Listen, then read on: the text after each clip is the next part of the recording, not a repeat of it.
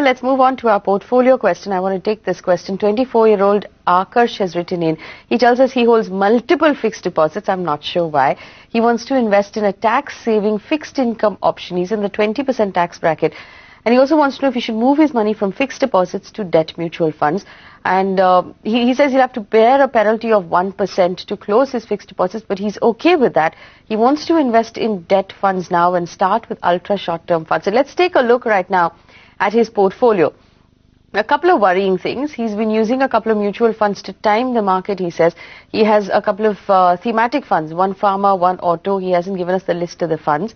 He has a 50 lakh rupee term insurance policy and health insurance from his employer and 5 months contingency and long-term goals for his retirement. Now, here's the thing. Contingency fund is done. He's going to get health insurance. He has life insurance, so he's okay on that front. Far too many debt investments, and he hasn't begun with equity yet. What sort of solution would you offer such a young man who's obviously a very active investor and completely risk-averse?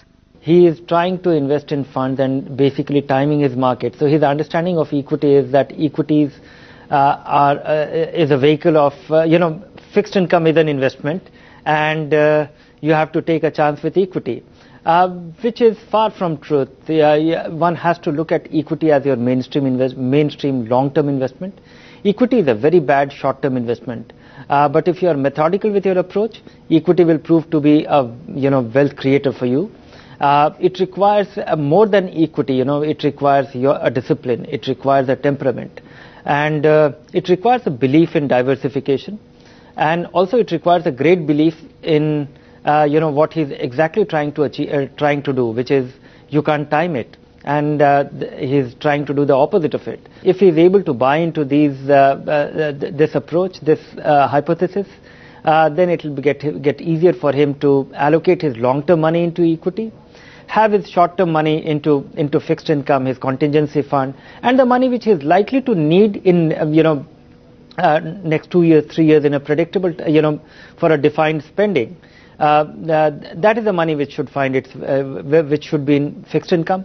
The other need for a fixed income is if you just want to moderate the ups and the volatility of your if you want to reduce the risk of your portfolio in general, then you should have a fixed income allocation.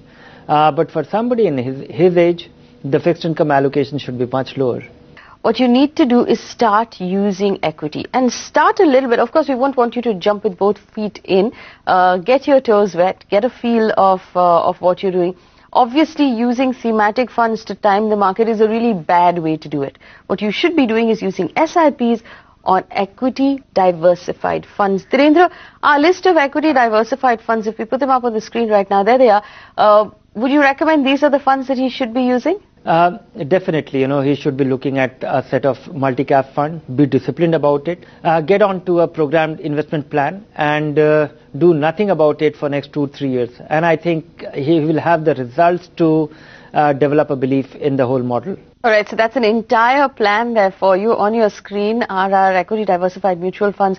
Start using small amounts of money. As you get more confident, increase your allocation. Use only an SIP. Don't attempt to time the market. Don't attempt to make any sudden movements in reaction to current affairs. What you should be doing is investing in an SIP and not worrying about it. If you have any more questions or you'd like us to take a look at your portfolio, write to us. Email ID is at the bottom of your screen. Then the quick question, Shushma Pandya has written in. She's retired. No pension income. She needs a quarterly, half-yearly or an annual dividend yield plan, she says. She invested 1.8 lakh rupees in HDFC Prudence. She says her fund value was 2.1 lakh rupees in January 2016. She withdrew the money from the fund post her broker's advice. And she says she lost about 32,000 rupees. Now she's found out later that he diverted some of that money to the Birla Sun Life 95 balanced fund. She wants to know how much money should one ideally invest in a fund. So here's the thing. Obviously, a senior citizen whose money is being managed by somebody she doesn't entirely trust, or someone who's giving her bad advice and not giving her complete information. My advice to her first is change your broker. Once she changes her broker, Dhirendra, what is the ideal way for her to approach her retirement? I think, it's not a bad move. Birla Sun Life 95 is also a good, relatively, stable balanced fund. HDFC Prudence has been a very well-performing, very high-performing balanced fund which has struggled in the last 2-3 years. So maybe, this shift from prudence to 95 would have been quite thoughtful. It would not have been erratic or misguiding the investor. But it doesn't help. HDFC Prudence, one should not have invested in retirement in HDFC Prudence, because I find that people in retirement are unable to reconcile with HDFC's Prudence ups and downs. The equity allocation is heavily into mid-cap stocks, and in a declining market or in the phase in which it did not do well, it was extremely disappointing. Other balanced funds were able to navigate the difficult part of the phase of the market much better. So Dhirendra, her question is, of the money she has, she's about 2 lakh rupees right now, how much of it should be invested in the Birla 95? And would you like her to split half of that across Tata Balance? Yes, maybe. But more importantly, it will not translate into something very meaningful. And the difference in performance of the balanced fund, don't read too much into it, because if you are invested for 2-3 years, those difference will not be meaningful. But in a brief period of time, if you are actually looking at returns in a very closely, it might just cause anxiety and drive you to move your money elsewhere, because moving your money from HDFC Prudence in January 2016 would have looked like a very logical thing. But without the reason, I think you have missed out on the big thing, and that is what an advisor should be advising on.